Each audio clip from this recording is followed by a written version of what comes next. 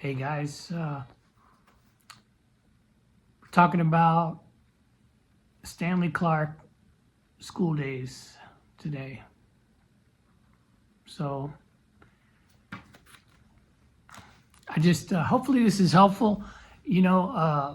I want to be clear. I mean, this is definitely a fan-based viewpoint. What I'm trying to transfer or to relay to whoever might be interested. School days is another classic, and I mean, it is I think over the years, I keep using the same phrases. All right, so here's the thing. So I'm going to try to work this out. This came out in 1976, October of 1976.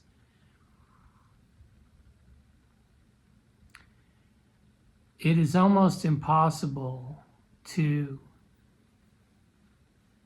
properly relate the impact that this particular album had on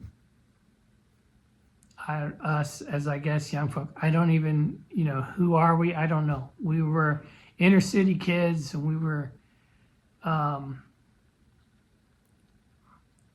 living life, And I just, going back to look at some of these albums, it is very, man, I don't know how to go about this. Oh my God. I'm not sure who this is for. Like, if you're into jazz at all, modern jazz, if you're in college or whatever, or you're an older individual and you've been into it, then I don't have to tell you anything about this record.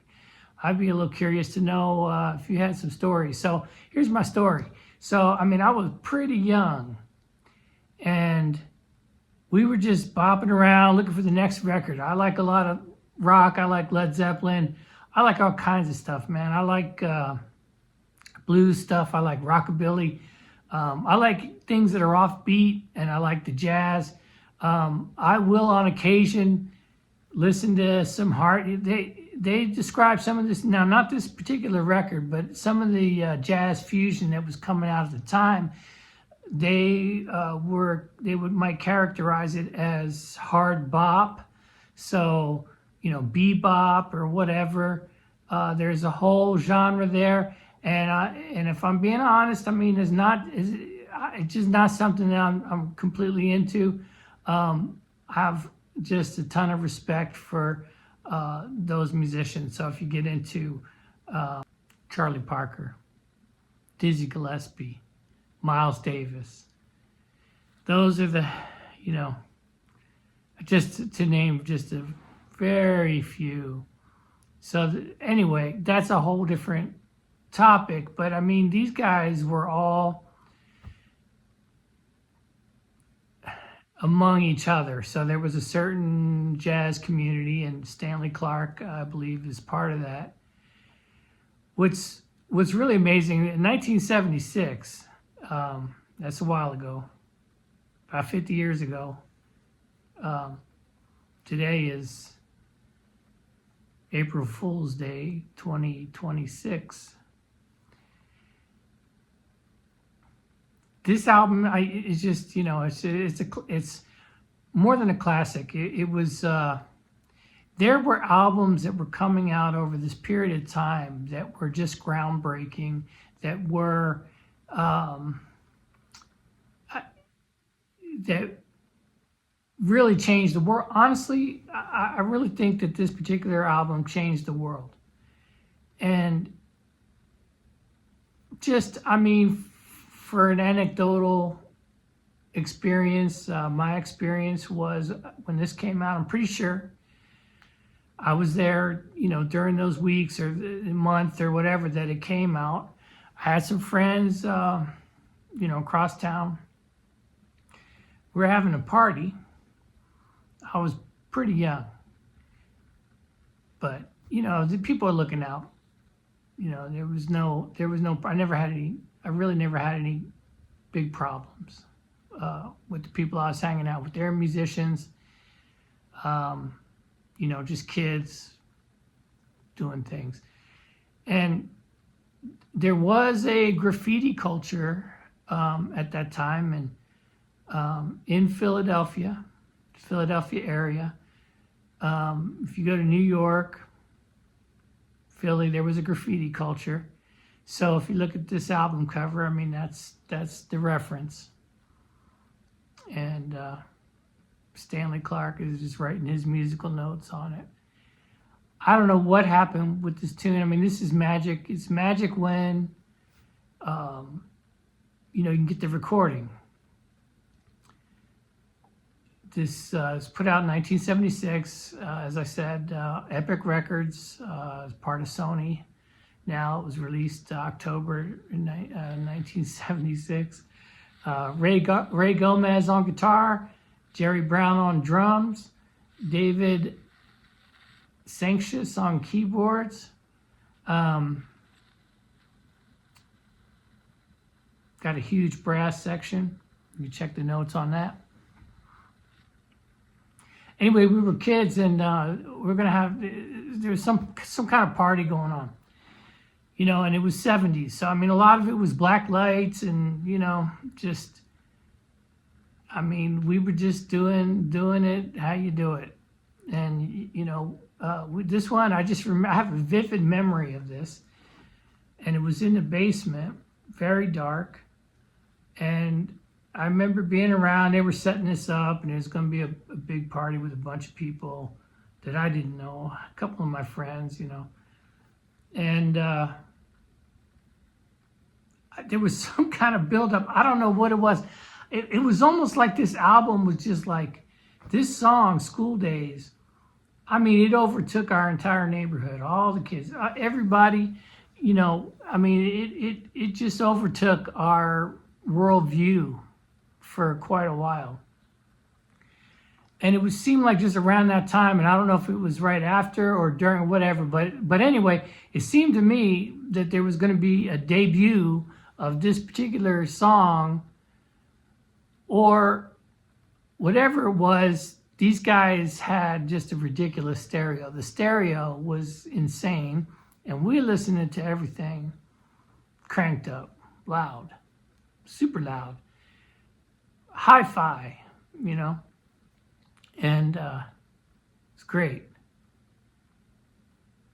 To this day, I remember hearing that sound, and it was just unbelievable to hear this song. Everybody just loving it. It was just, the sound was just, for me to have a feeling about it now, 50 years down the road, that's an impact. So you can listen to this whole album. It's got a couple other songs in there that, are worthwhile. My plan is to go through a couple more of these jazz fusion albums, and I'm going to pick out some of the funk numbers, as opposed to the jazz portion. Now, if you're a jazz guy, this is not, there's nothing, I'm not saying anything against it or for or against, really. I'm just saying that as a fan, for me, and at the time, a lot of my friends, we kind of like these funk songs. I think they were, it was sort of a tradition. If you're putting out some of these hard jazz fusion, bebop records, it's not really bebop, it's jazz fusion. And but they would always put something, they would always put a song, at least one or two songs that were just funk. There was a whole funk thing going on around that time. And for whatever reason, when they're putting out these fusion albums, for quite a while it seemed to me that there was an unspoken tradition that they're going to put a funk song. Now that is not really the case in this. This one is unique. There's something about the sound of this record actually. I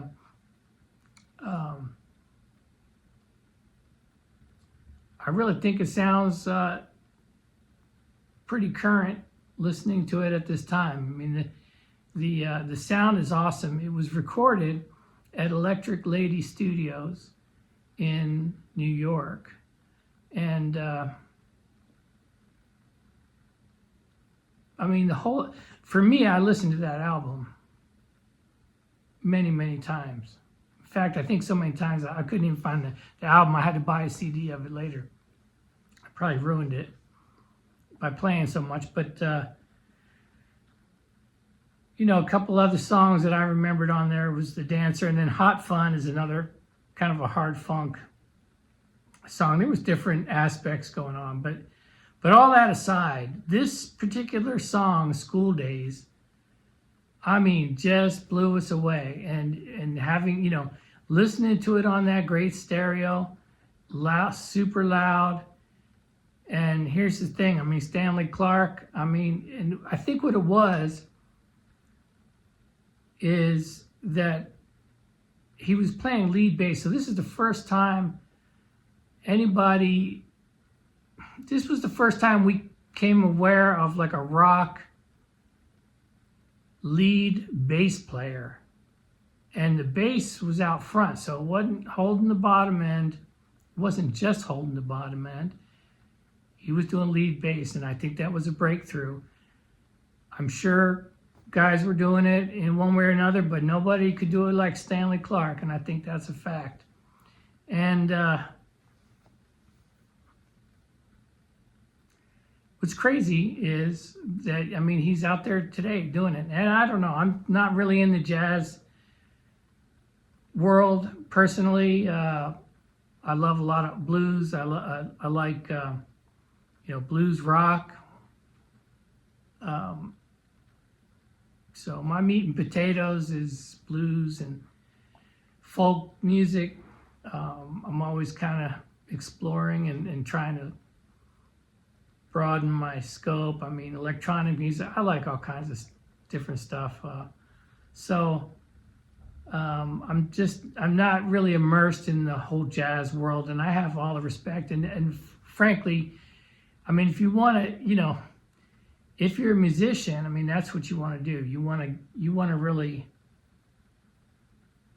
that's where all the information is in the jazz world. Not all the information, not all of it, but that's where the disciplines are, and that's really where, if you're going to learn an instrument and be good, you need to embrace how to be a jazz player. And I really, honestly, when you start to try to parse different styles and different things, and it just gets, the conversation becomes ridiculous. You can find country guys. I've got country guitar players that I like to listen to that I'm sorry could blow anybody away. It's across the board. It's all over the place. And I think for the sake of doing this, whatever this project really is, I'm Boz Daniel. My name is Boz Daniel, and I'm a music fan. I'm a rock and roll fan, jazz, blues, whatever. I'm a music fan. I've been doing it for decades now at this point. I play a little guitar. And, for me, it's an endless joy. But I wanted to bring this album out early in these conversations. Hopefully I can keep it going. Maybe it's useful. Let me know. Write a comment. Get me on a subscription, do the thing, and see if I can, this, like I said, I'm a fan, and this is essentially personal accounts. But I will never forget that night. And, I had to get the record right away. and we couldn't get enough of it. I mean, we just played that song over and over and over again, and I still listen to it now, and it's awesome. It sounds great. I love to hear it. I love to listen to it. It's got some really nice, intricate parts, different things about it, and Stanley Clarke is just off the chain. He's just one of a kind. I'll look for a link, and he's still playing today. I mean, he's a superstar. Stanley Clarke is a superstar, still out there playing today. I saw a clip with him and a guy named Mono Neon. If you haven't seen Mono Neon yet, check that guy out. He's what's great about the jazz guys is really the level of playing, the excellence, the amount of excellence, and the amount of creative expression that you can do when you really master your instrument, whatever way that is. But jazz is the it is the intellectual, and I think it's not the only way to get there. It's not the only way to get to mastery. But the guys that get into that arena or to start off in that arena are the best. And they have the ability to be the best. So what I'll try to do with these discussions, I'll try to do some shorter ones and some longer ones. I'm just going to highlight some guys. I mean, there's no way to cover everybody. There's so many players. I think what's interesting for me over the years is I would, it's like anything else. You hear one guy, you hear one record, and then you start looking, well, who's on there? And and a lot of times you could find, like with the rock and blues stuff. I mean, you'd find like a blues song, and you'd figure out, well, I got to check out where'd that come from? Who wrote that initially or whatever? And you can go down these rabbit holes, and that's the fun of it. That's really the fun of it all. So, having immediately become a Stanley Clarke fan, I've got a couple other of his records, and I just loved them. I just sit around and listen to those endlessly, always, soundtrack in the background, or just sit down for the entire album and really just enjoy it. And those melodies become a part of you, and they really they stick with you. And I guess, I mean, that's really what it's all about. That's the most you can ask for. That's something that I don't know if I was young today if I would have that same kind of an opportunity to get those type of melodies and to have those type of memories that were very focused. The memories, I think, are more focused. I really don't know, and I'd be more than happy. I'm interested to know what it's like, to be young. I mean, where you get, we got a lot of pop songs and all the pop music. I mean, all the music, I think, there's so much good music. It doesn't matter what genre. You can be into screamo. It really doesn't matter where you're going. I mean, there's so much.